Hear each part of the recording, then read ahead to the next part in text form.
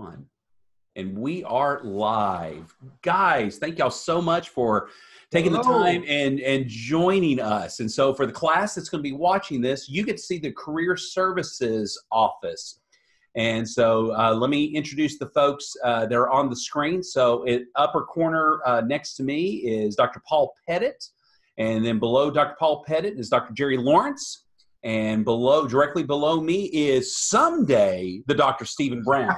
Great and wonderful plans for Stephen Brown. Yes, sir. But just real briefly, tell me about your journey and kind of what you do now with Career Services, what you do here at seminary, because you have other responsibilities as well, and just kind of your journey of how did you get into this role. So I'll talk with you, Paul. Okay. Your role here, and then how'd you get in this job? Well, thanks, George. I'm the Director of Career Services, and I was with Spiritual Formation for 12 years. So I was over in the Center for Christian Leadership with Professor Howard Hendricks. Yep. And Greg Hatterberg called and said, hey, we have an opening, and you know a lot about the small groups. You've seen people in their preaching by teaching some adjunct preaching. Would you consider coming over and joining the team over here in Career Services? So after some prayer and looking into it and hearing about it, it really intrigued me because I love helping people think through what's God doing in their life, what's their future, where should they serve, what's their gifts. So much of the spiritual formation small groups was a great precursor to kind of helping students take that next step and what God's urging them to do with their gifts and their talents. So I've been here about 8 years, and it's been a great spot for me. That's very cool. And then talk real briefly, like before you came here, I mean, you've been here at seminary forever, but you got a radio background. You've got a ministry that you do with dads. Talk about that real briefly.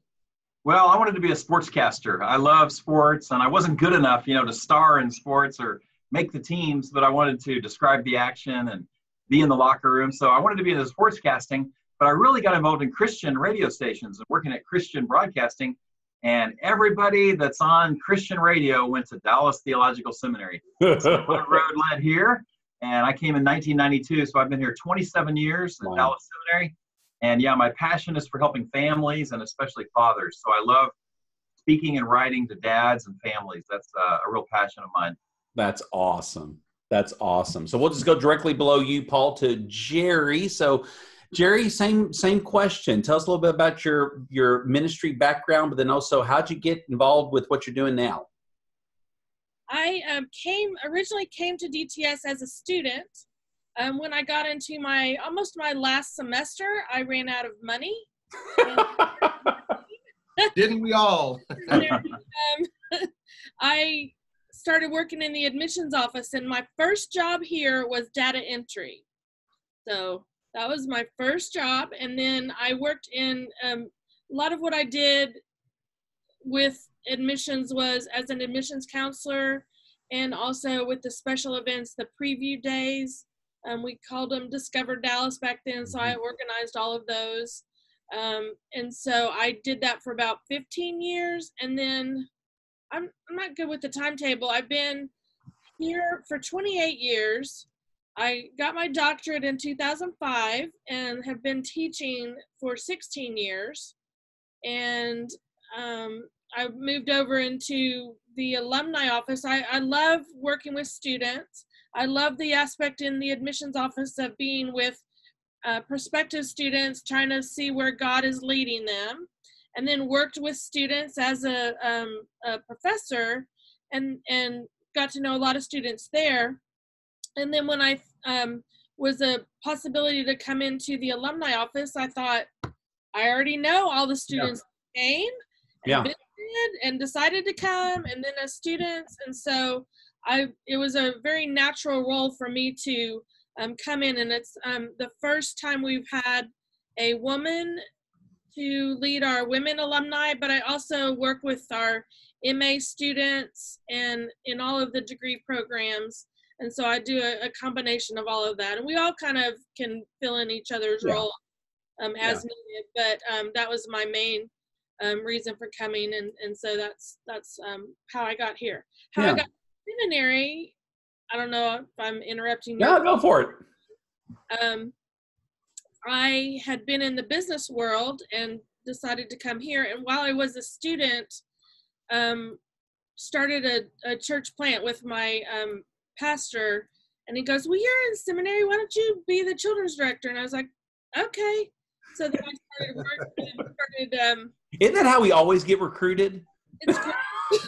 And I actually was able to take classes while I was doing the actual work, which some of my assignments fit right into what I was doing. So I started doing that. And so when they had a need for somebody to teach those courses, I started with that.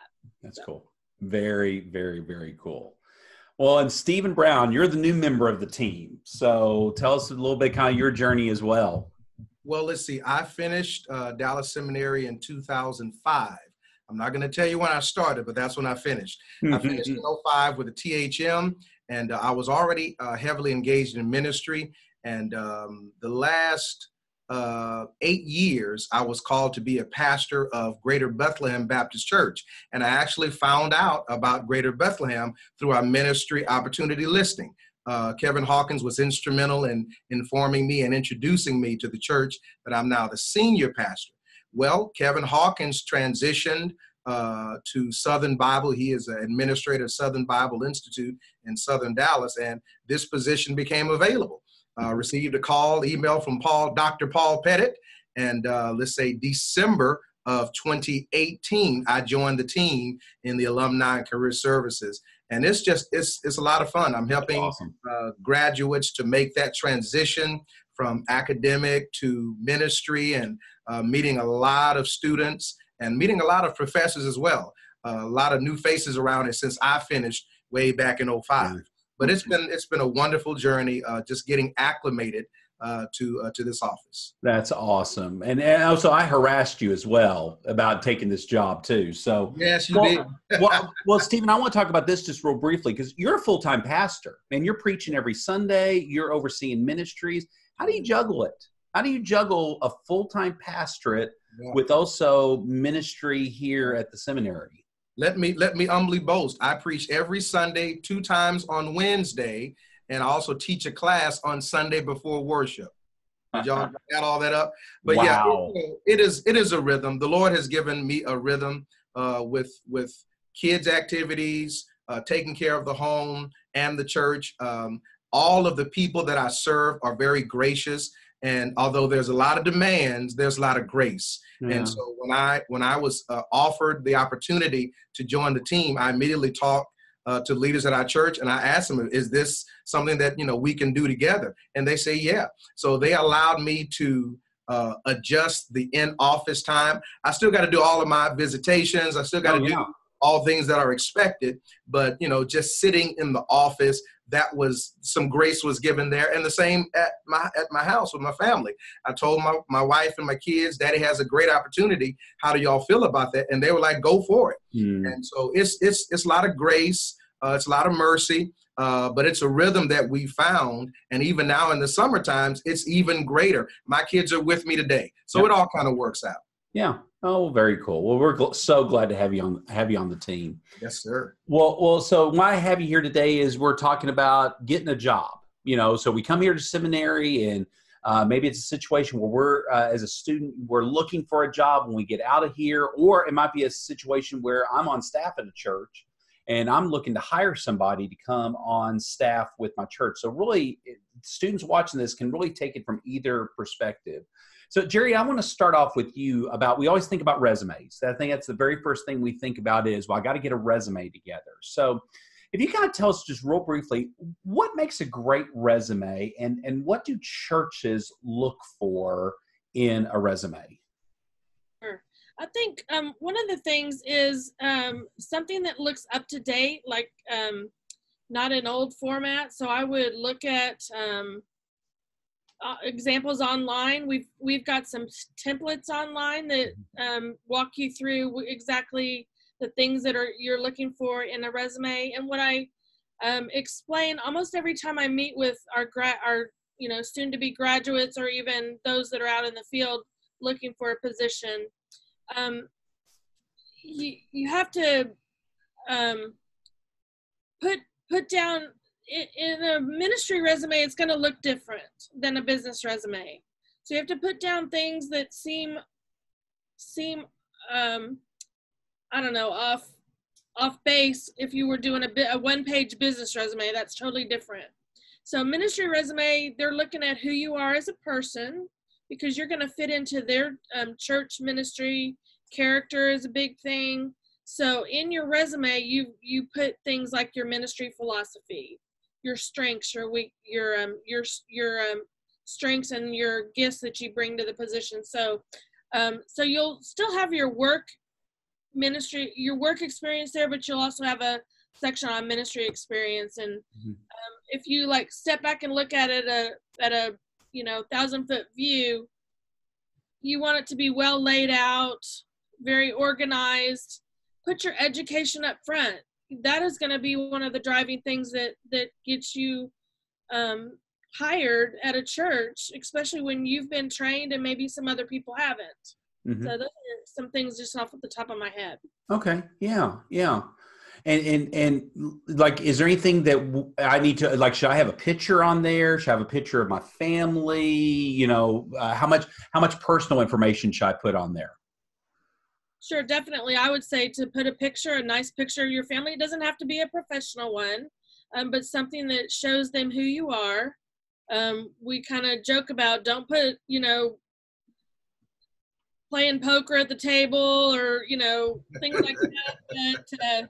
But, a fun picture of your family, that shows them who you are as a person. Okay. Well, good. And I know that, for most students that are doing a degree that has an internship, they're going to be putting together a resume as well. And again, we're putting links for this class to all the templates and everything about how the resumes work for us. Well, Paul, let me talk to you about videos. So that's something I know when I ran the internship program here and really stressed to our students is that resumes are awesome. Churches absolutely love resumes, but the number one question I always got was, do you have a video of you preaching? Or do you have a video of you teaching? So talk about that, talk about videos and what do churches look for with that? What about if I don't have, I don't teach or preach at a big church. How do I even get a video? That type of thing. Yeah. Well, the resume is the building block. So we're going to start with the resume. Everybody has to have a resume, and all churches want to see the resume. But then we're going to add to that, because just like this course here is now using Zoom. I mean, we used to come in physically to a building. We would all talk. We do it several times. But now we're coming in to your classroom through Zoom, coming into your home or wherever you're watching online. And in a similar fashion, churches are wanting to see the candidates. So on paper or a digital resume is fine, but we want to begin to add to that. Maybe a link of you teaching or speaking or preaching. Maybe even a photo of you on a field trip or a missions trip. So we're moving into the world of technology with even a video resume. Brief, maybe just 3 or 4 minutes. You introduce yourself, tell where you're from, and maybe a little bit of what you're good at, what your gifts are, what your philosophy of ministry is. But it's still on the cutting edge. It's still new, but we're moving into more and more candidates and more churches and ministries who are saying, you have a video of yourself teaching. You have a video of yourself preaching. Could we see maybe a brief listen to an audio clip or see something? So we're definitely urging candidates and we're moving candidates. And it also shows that you're high tech. You know how to put together a video. You know how to put together a digital resume. You know how to add a link, something maybe from your portfolio. We're not going to send out the whole portfolio. We're going to add parts of the portfolio to the resume. And so a church sees that and says, wow, not only does Paul know how to put together a resume, but look, he did a fairly good job with his video. He did a fairly good job with this video describing himself. I think he's a stronger candidate than this other person because the other person said they weren't really comfortable with any technology at all. So let's lean toward Paul because Paul had a nice presentation of who he is and what he's done. So we're definitely, as we move forward, we're banking online, we're Skyping with our friends online, we're Zooming with missionaries all across the world in real time. And so we're moving toward that in the world of vocational Christian ministry hiring as well. Yeah. Now I know that in Dallas, so like if I don't have an opportunity to do this at my church, that we actually in the media center, we have an opportunity to film that. For folks in Houston, folks in Washington, D.C. I know Houston has some capabilities that we can actually do some recording. Do I need to preach a whole sermon? Could I just do 5 minutes of a devotional? Like what? Yeah. Like if I It's have almost like an hors anything. d'oeuvre. It's like a taste of. Okay. We had someone the other day send a 7-part series on Revelation, 45 minutes each. No. The search committee, we love you, but the search committee is not going to listen to your 7-part series on Revelation, 45 minutes each. So something brief, maybe even a highlight reel or just a few snapshots. Okay. So our office can help you with that. We want to partner with you. No matter what campus you're on, we want to get together with you and help you put something together, a brief package, a highlight reel. It's not difficult. There are people out there that will help us. We have even people on our staff that we've contracted with to make brief videos at a low cost, very low cost.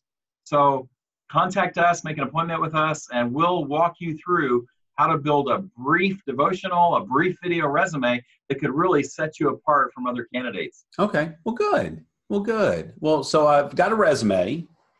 I got a video. So Stephen Brown, I got an opportunity to get an interview.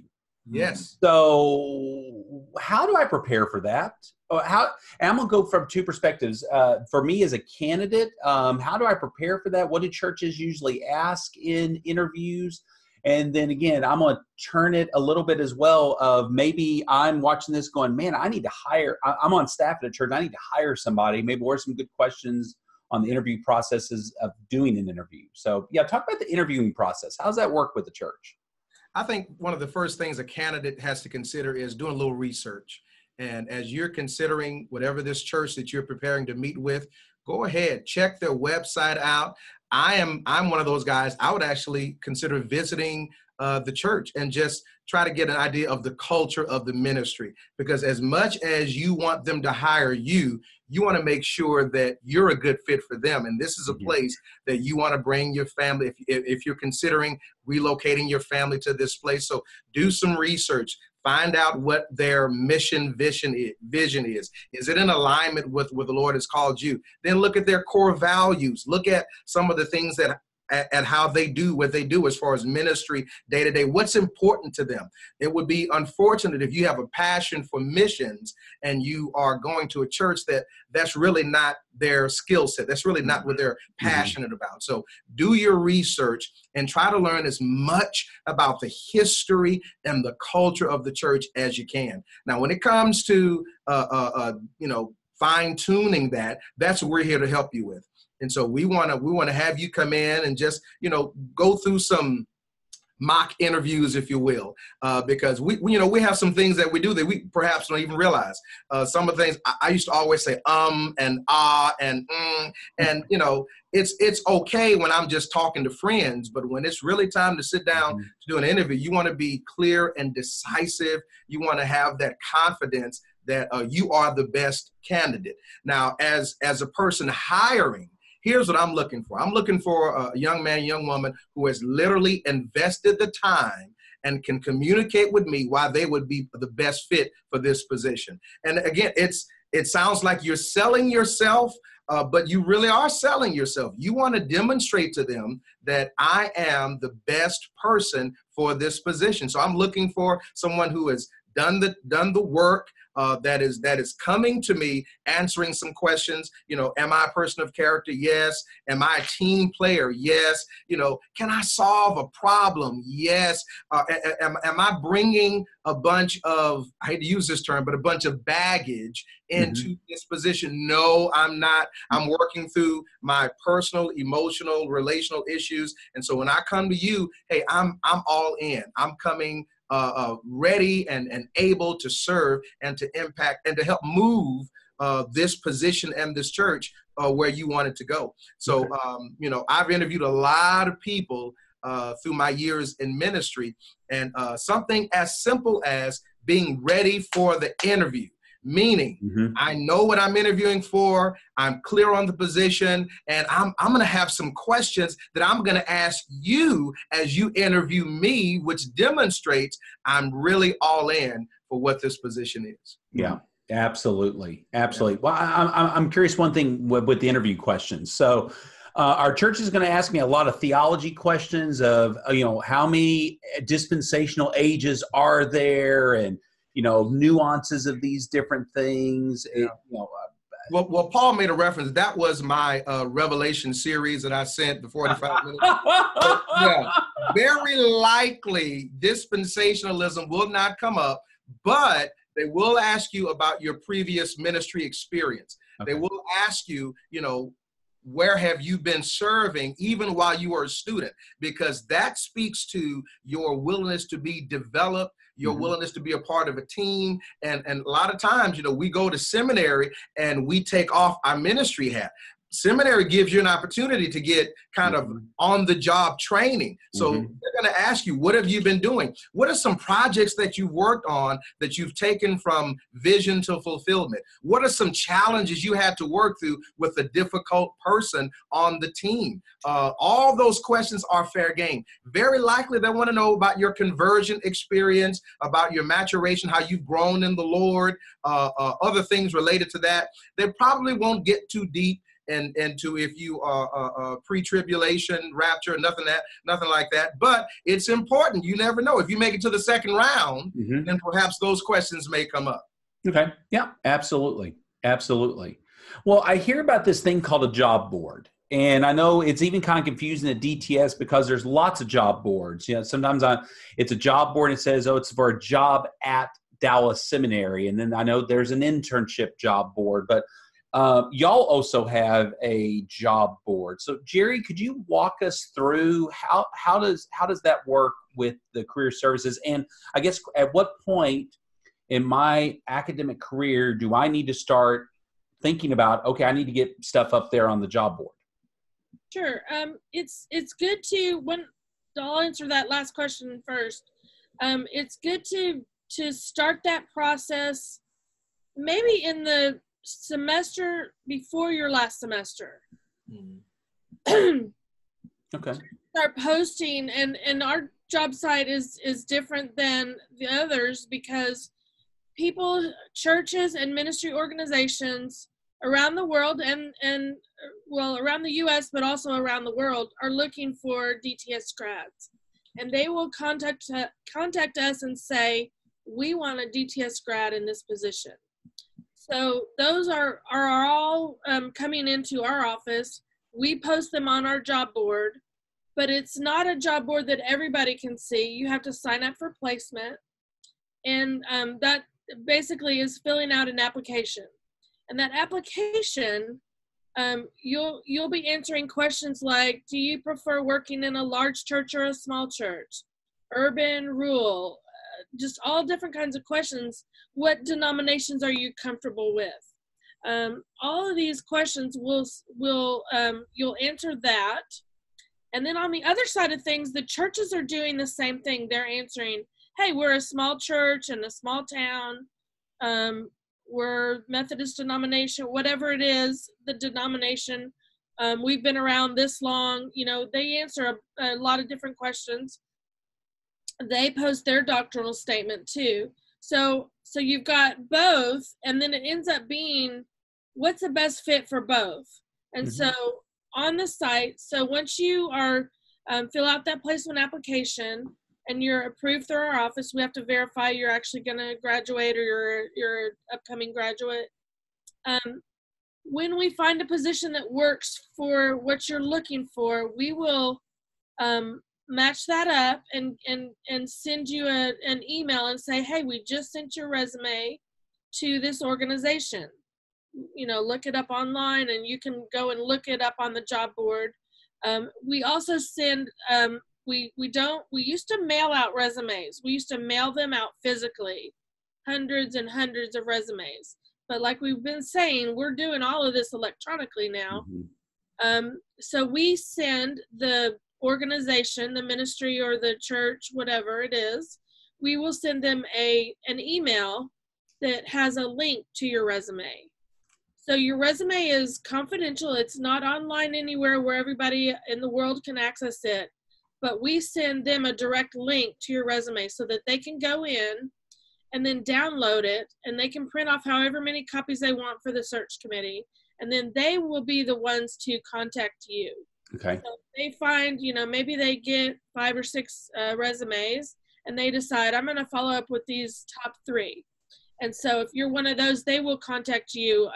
So we kind of hand it off to them, and then that's their opportunity to contact you. So that's the first part of it. So, and how long does that process take? I mean, are we talking this is a 2-week turnaround time? Is it how from the time I start this process on average, about how long does stuff take? That's a good question. And you would think if they've got an open position, they're wanting to hire right away. It usually takes, the average time that we've seen in our work with this is about 6 to 9 months. Okay. It sounds like a long time, but you're dealing with churches, you're dealing with search committees a lot of times. They might only meet once a month. So maybe 1 month they've gathered all the resumes, and then the next month they come back with their results of which ones they want to pursue. And then the next month, and then somebody's sick. And then, so it kind of goes on and on like that. And then if you hit the holidays, November, December, January, not a lot goes on with, stuff like that. They're managing the Christmas season of, a church cycle. And so some of it just takes a while. Some churches are okay with waiting till May, June, till we get our graduates going. So if they have posted with us earlier than that, and you've interviewed with them, they may be okay to wait, and keep that position open for 2 or 3 months until you've graduated. So it just all depends on the. Okay. And then I know that y'all have a job board, but then also I hear about these like Ministry Search and Vanderbloom and Slingshot and all these things. And, what about these other websites and headhunters and things like that? Is that a good thing to do? And are there some suggestions that y'all have, maybe working with my denomination, other ways besides just the job board at DTS? Sure, I'll answer a few things, and then if you guys have anything to add. One thing on our, we have a separate web page for you as a person that's in the placement process. And it will have on it different PDFs of other organizations, parachurches, large churches that do their own search. And so we provide a list of those. We also provide a list of websites of places like pastoralsearch.com, churchstaffing.com. There's a lot of different ones like that. Mm-hmm. What happens with those, they're usually a larger constituency than us as conservative evangelical. So it's going to be, maybe different positions at different churches. So it's a wider audience. But it may not always be what you're looking for, but it may be. You might find something on that. So all of that, those resources are available on that that website. Okay. Well, good. So, a couple of warnings on that. One is we don't want you to pay a lot of money. So ours is free for the first year, and then just only $35 a year subscription after that. Oh, okay. Very low cost. So we are cautious about a group that says, give us $10,000. And we'll send your resume to 7,000 churches. We warn against that. So we don't encourage our candidates to spend large amounts of money. And another thing would be to sort of control your resume. We don't want your resume going out to thousands and thousands of churches. Because we've had a couple of horror stories like, well, they sent the first 3 pages, but they didn't send the last page. Or they sent my resume and it was an older version. I've done a lot of stuff in the last year or 2 and it hasn't been updated. So 2 things. One, don't spend a lot of money and some false promises.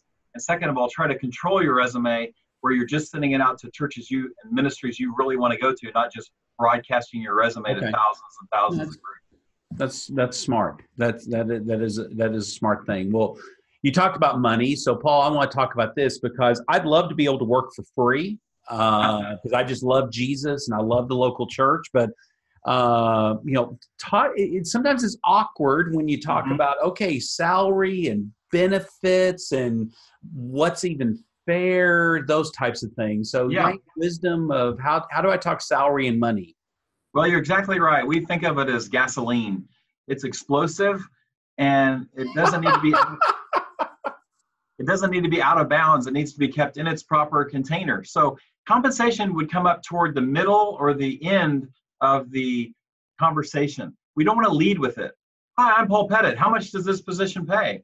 You know, that's really awkward. But also, you shouldn't get to the very, very end and still be in the dark or still have a lot of questions about where am I going to be compensated?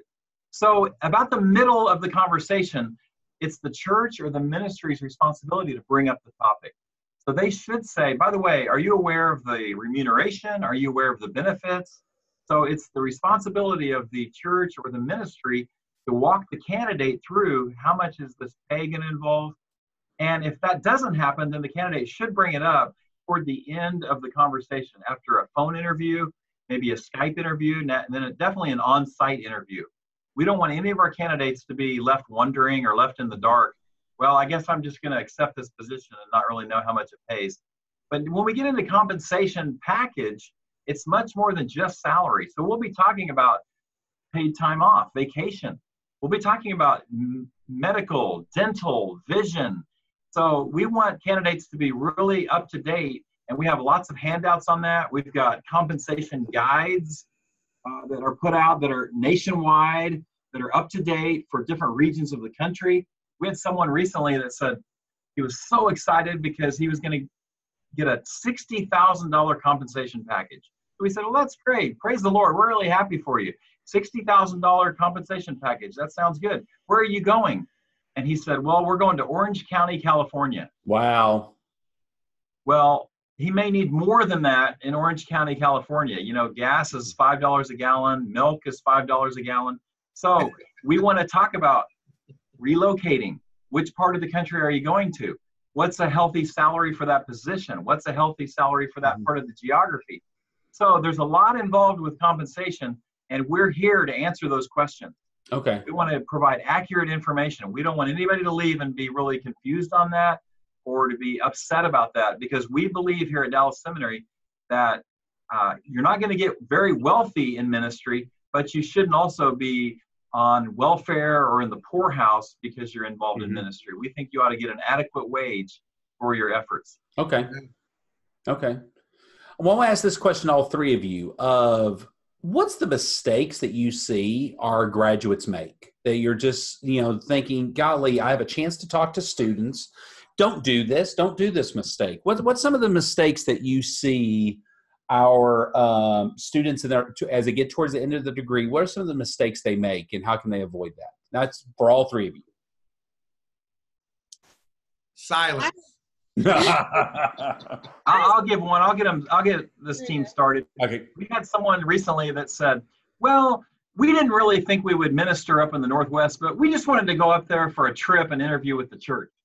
So that is a bad idea. We don't want you to just fly around the country on these churches and their interviewing budgets. We had someone to go to the Nashville area. Now, the church put them up in a really nice hotel.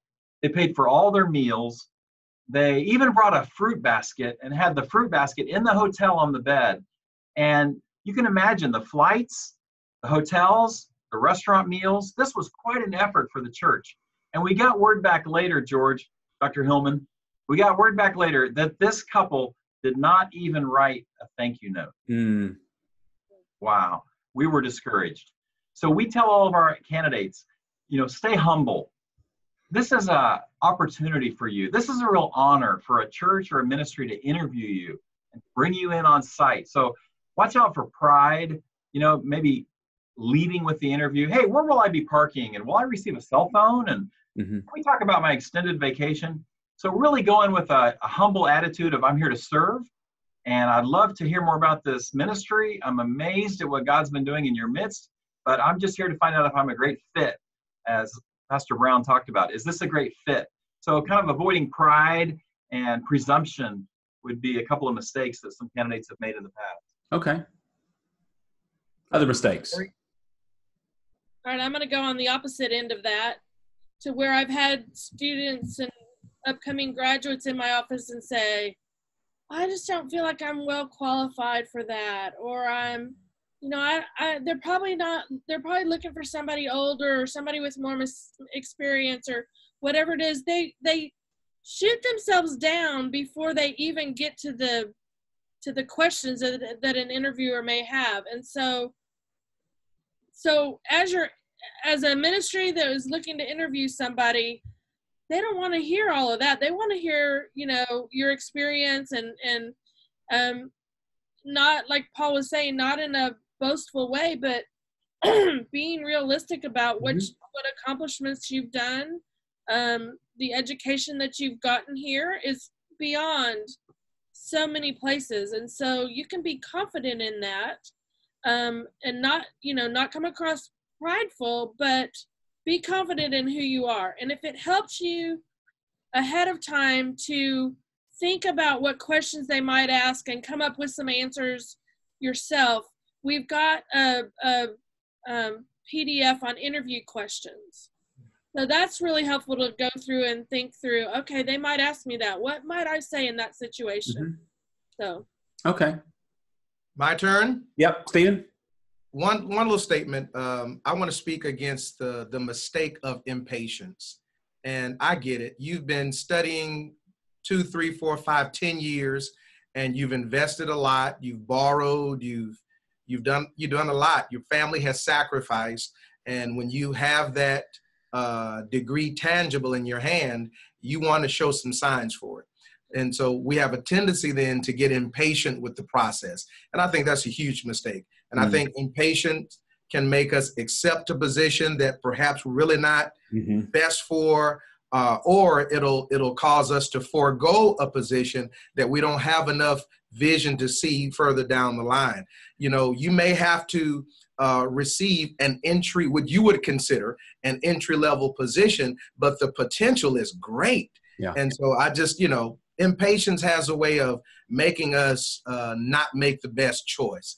Take your time, be as prayerful. Again, do your research, include as many people who are wise, a part of the process. We in our office, spouse, maybe a mentor, and just kind of patiently navigate the space. You're not going to, you know, land this position the day after graduation. It just may not happen that way.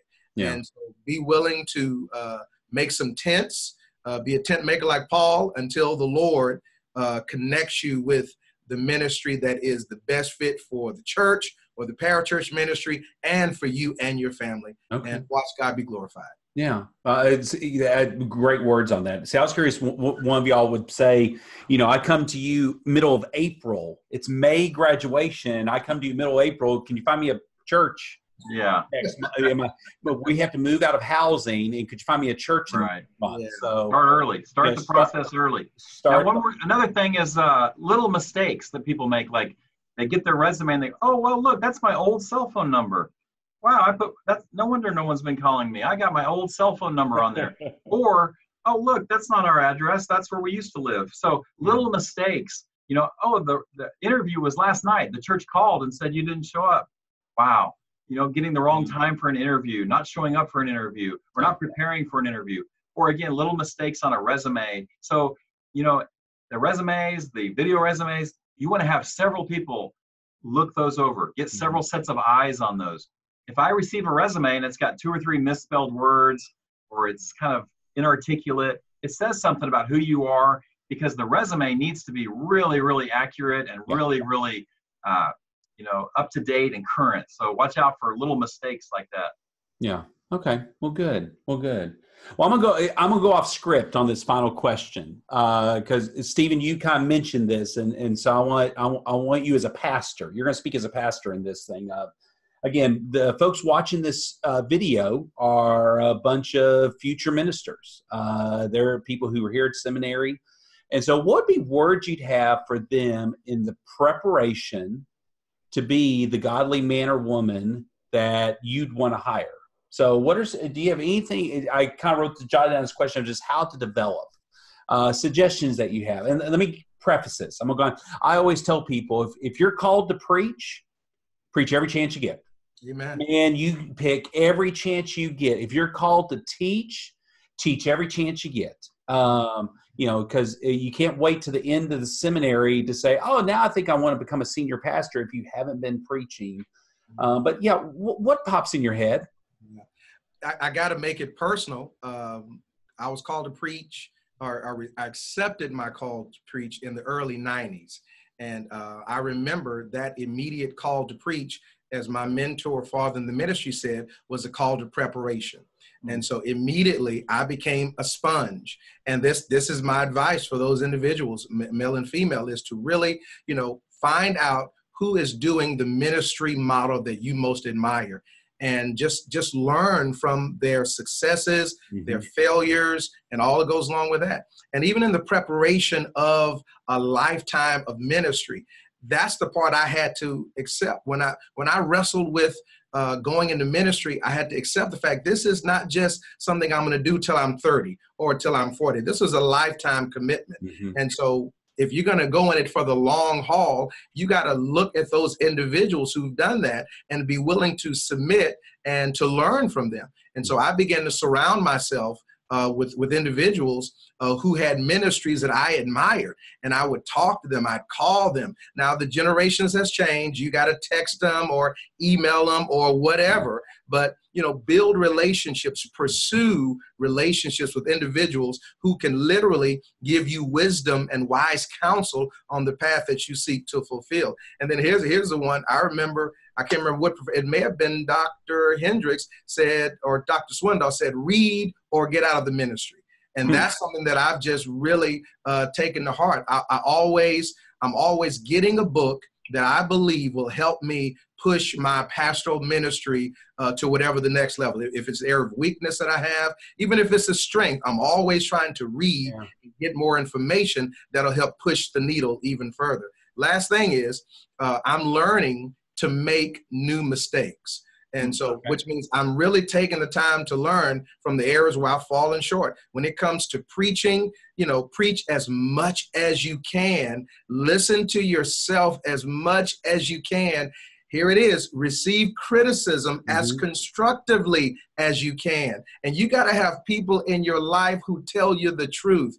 My wife, she is the truth. She will tell me, honey, I love you, but you missed it. I don't know if that was she'll just make it plain. So as a consequence, I'm learning to make new mistakes. And I think that's off the top.